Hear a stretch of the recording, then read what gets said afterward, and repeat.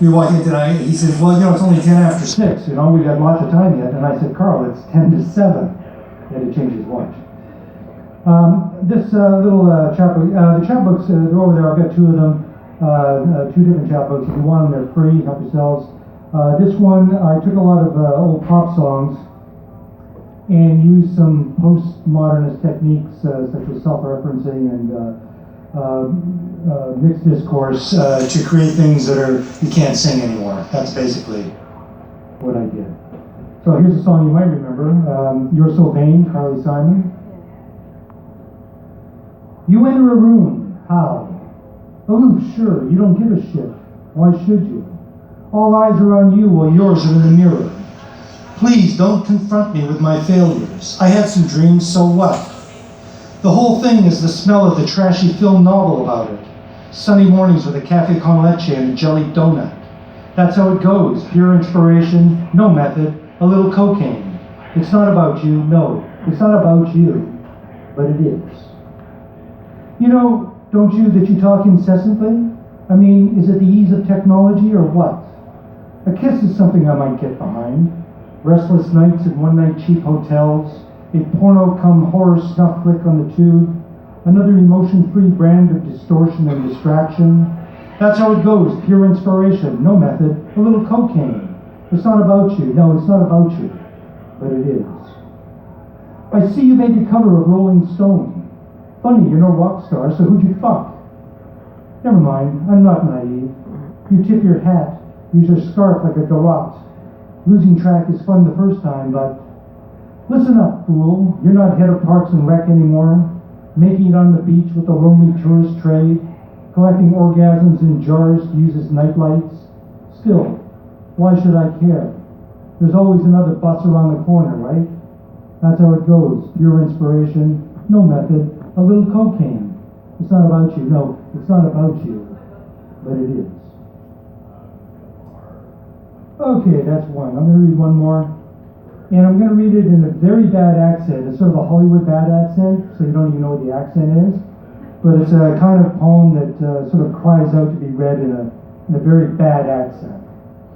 So I apologize to anybody that has this accent, but I'm probably not out there. So I'm in love with a German film star. By the band was Berlin, who did the song.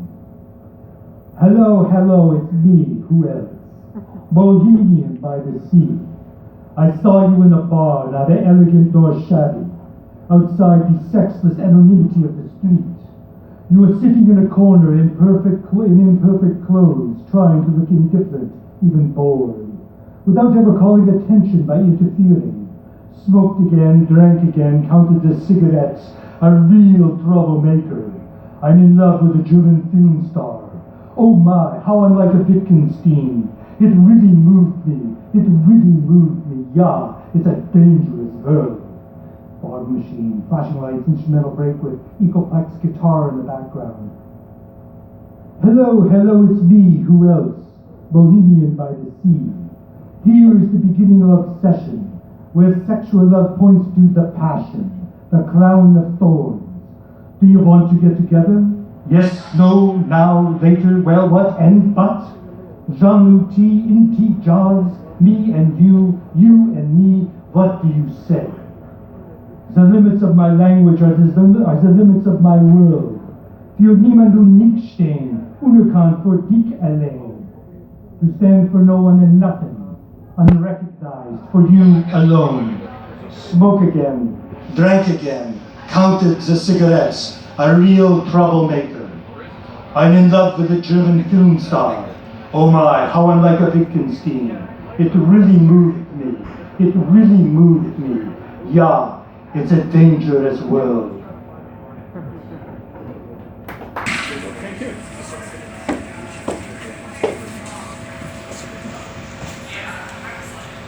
I'm so glad to be here. Thank you, Carl, for inviting me. And I actually got to learn Carl's book, so I'm really happy to be here to celebrate. And thank you all for coming. And it's so nice to be reading with the other readers who I've known for ages. I was trying to decide if I should tell a joke or not, because Carl told a terrible joke. So, guy goes up to heaven, like he's a Jewish comedian. He tells God, he tells him a Holocaust joke, and God's like, and the guy says, yeah, I guess you have to be there. Oh my God. I won't claim this is all that happens, but I will say it is a true representation of what you see here.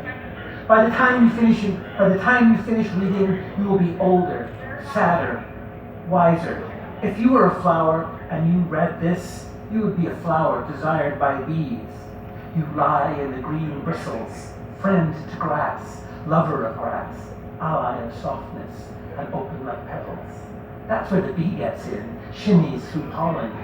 I won't claim the calm of sky, but you've got a good view there on the grass, and you think what you can. Jams, jellies, small faces floating peacefully, closed eyes like petals. It's your brain that's a can. Inside, things float that last. Summer song, an old bicycle, beer. Your children loving you the length of their lengthening bones. You sit to a bowl of clam chowder made by daughter, a hurricane, sugar cane, citizen cane, Abel's brother. Day seeps over one horizon, making room for night to pour over the other. I won't claim night for dreams where you're double booked for funerals. Good night, mother, grandpa, father, or that life represents your life. If I had to choose between bee and flower, I'd choose summer day. That poem, like many of the poems in this book, the most charming creatures, they're all based on some kind of language event, some kind of source text. So in that case, that was based on a post that Alice Burdick wrote on Facebook about her day, and I kind of worked with it. This poem is after Edward Thomas's famous poem Adlestrop. And like many of the poems, I took the text and I ran it through Google Translate many times in unrelated languages, and then ended up with some raw materials that I worked with to make a poem out of. I guess we're all surrounded by language. Language affects our brain. In fact, our brains have developed a certain way because we grew up with language. So I'm thinking about how we deal with language, how we can speak language, and how it maybe like through some sort of epigenetic process has changed through because of history, culture, ourselves, everything. After Edward Thomas's Adlestrop, yes, I woke up, not rebirth, but in agreement with the engine of the body. I was alone and thought of translation, took a favorite poem to Google, Maori, Hawaiian, Zulu, Finnish. A hedgehog of carcinogens, a June engine.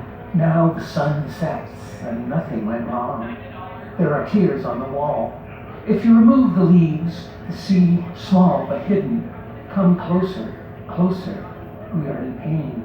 The words Oxfordshire and Gloucestershire didn't translate, but still, all around us, blackbirds, and a mist of more distant birds. Mistier and mistier, the more distant birds.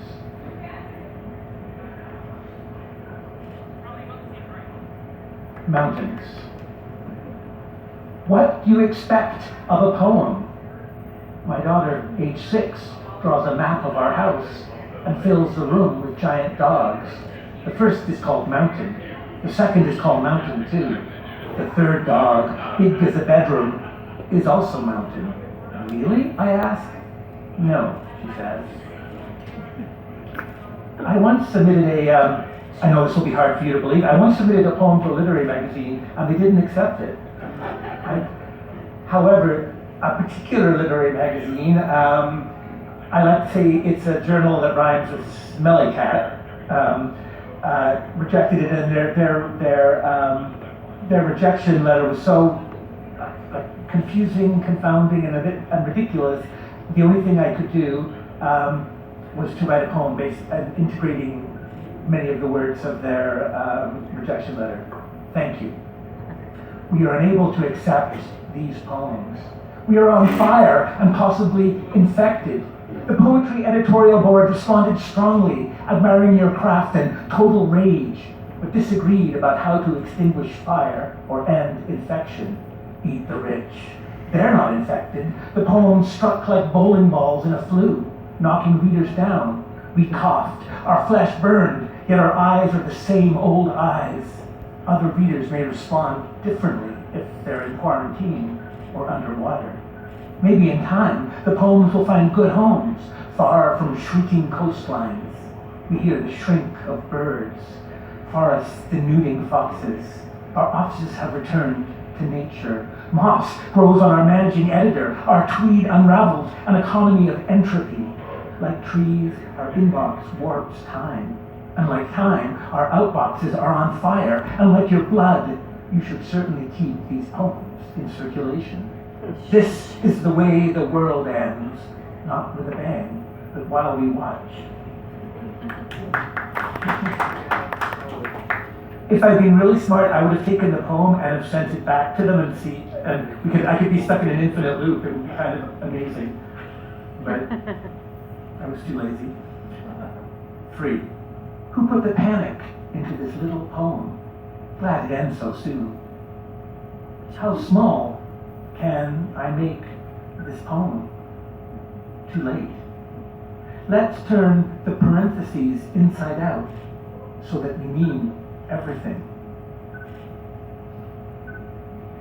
This is another of those kind of Google Translates and probably some other kind of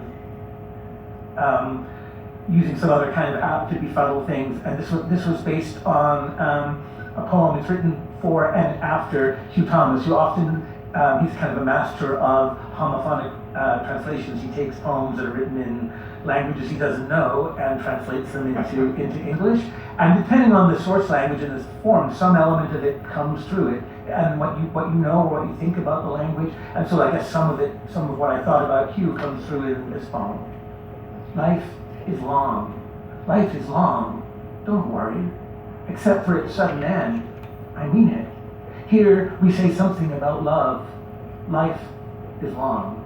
Foot falls the war. But like I said, except for its end. Life is long. Don't worry. Don't. A sudden end means it was a rocket. A rocket. Like a footfall landing on the ground. Like maybe when you were running until the end. But of course, I miss you. I miss you. You're not here. Not here. And all I can do is walk.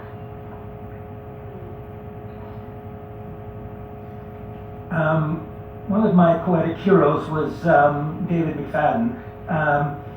And this is based on, well, he had a very beautiful and very David McFadden-esque funeral, as I described one of the elements in here. Something else. It's been raining all night, and I can't sleep, half remembering a poem. Dave McFadden, you said we should write every day, and today was your funeral. Your urn was exactly as you wanted, a Dilbert cookie jar. You wrote that perfect poem I can't quite remember. Why do we worry? I don't remember the rest. Something like, with something, and then something else after that.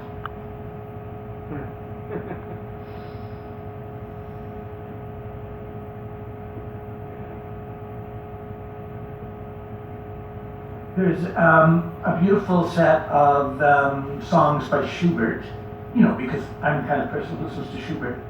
Actually, I do, sad to say. It's a set of songs called Winterreise, and they're really atmospheric, and I took the German original, and again I translated it into this poem, thinking a little bit about the mood. It's kind of mournful and longing and a little bit forlorn. A stranger, I arrived here. A stranger, I leave. Time was good to me. Clocks were flowers. Some spoke of love. 2 o'clock is my mother.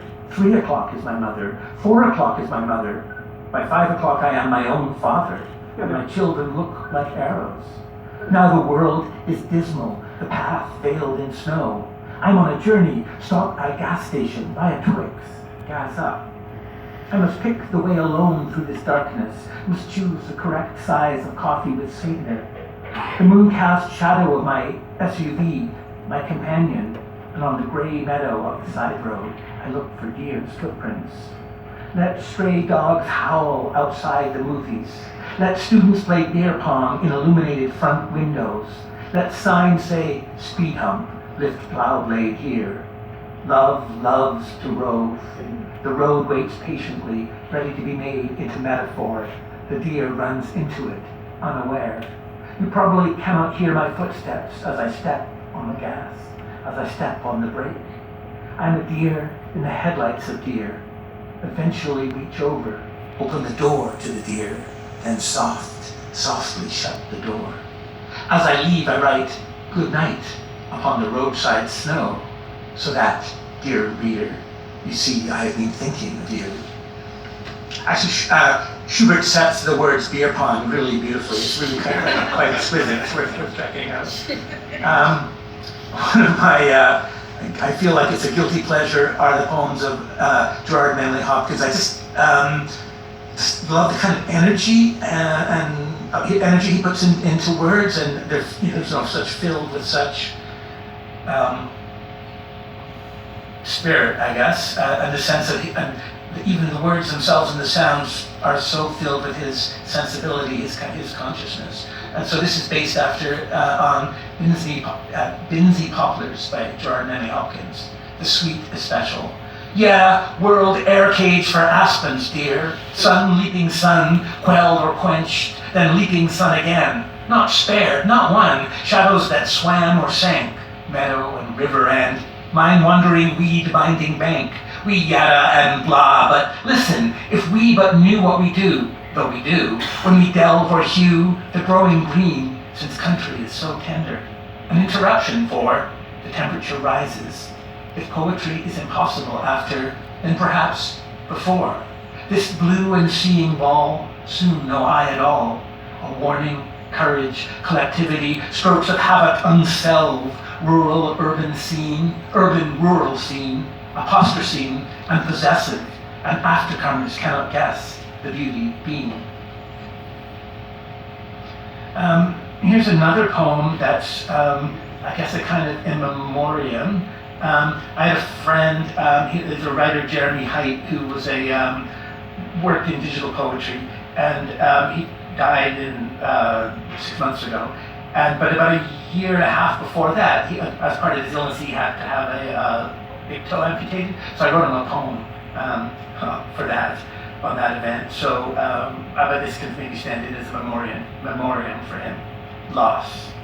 I had a big toe. Now my big toe is gone. Suitcase, sunglasses, Hawaiian shirt. The big toe is gone.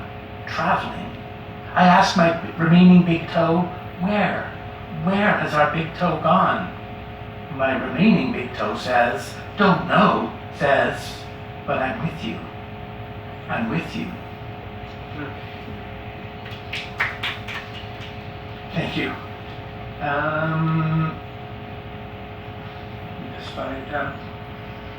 I have a couple of translations of Lucretius in here.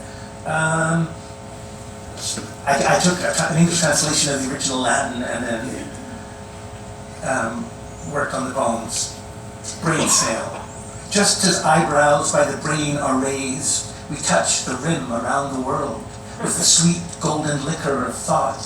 It tricks us and works as far as the lips, so that meanwhile we drink down the raw world's juice. The intent is deceptive, not malevolent, and we try to lift trees like eyebrows, squeeze history's tectonics with our mind, make things with an I dream of genie nod. This possessive, this past, this gerund, this goat, this cow, echidna, ghost, carfentanil, pancakes, poems, dusklight. Who is this we make drink the world? Not birds, but wing speed. What Francis Pond writes, words, decency, our humanism. And finally, I'd just like to read a poem about Canadian literature.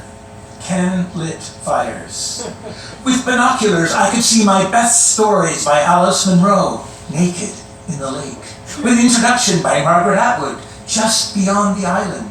We'd made love for days. My best stories by Alice Munro and me. With introduction by Margaret Atwood. It was short fiction, but it was sweet.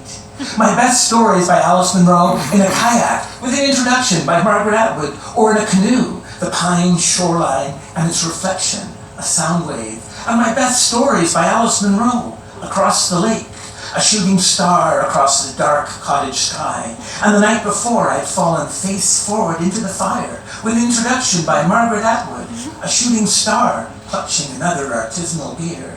Oh, love was made. It rampiked like lightning. My best stories by Alice Munro all week thundered. How would I lie to those I loved? With an introduction by Margaret Atwood. How would I explain my love, my loss, my little heart singing the shape of the lake, and the ripples there because of the wind, and inside golden light and chainsaws and crokinole. And I stood under the stars, the edges of me no different than the dark, dark cottage sky. Thanks very much.